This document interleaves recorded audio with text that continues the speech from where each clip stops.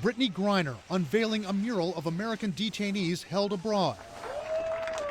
The 32-year-old American basketball star speaking to the media for the first time since her release from detention in Russia in December.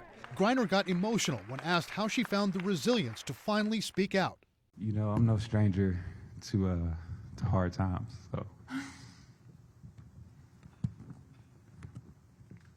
See, you cried and you made me cry. Just digging deep, honestly. You know, you're going to be faced with adversities throughout your life.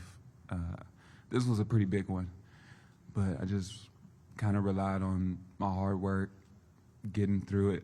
Griner was detained for nearly 10 months, much of it in a bleak, remote penal colony about 300 miles from Moscow. She'd received a 9-year sentence for drug smuggling after being arrested at a Moscow airport carrying cannabis oil in vape cartridges just before the Ukraine war started. Griner said she'd packed the cartridges by accident. Today, she said during some of her more desolate moments in detention, seeing pictures of her family and images of the efforts to get her out meant everything. It made me a little bit have hope, which is a really hard thing to have, a really dangerous thing to have, because you know when it doesn't work, it's so crushing. And she spoke of what she'd tell Paul Whelan and Evan Gershkovich, 2 Americans now held in Russia, and all the other wrongfully detained Americans abroad.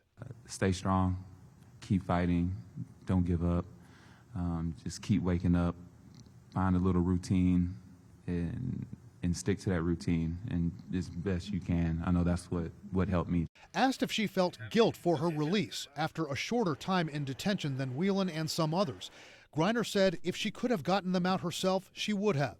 She pointedly made no specific mention of the conditions she faced in Russian detention, except at one moment.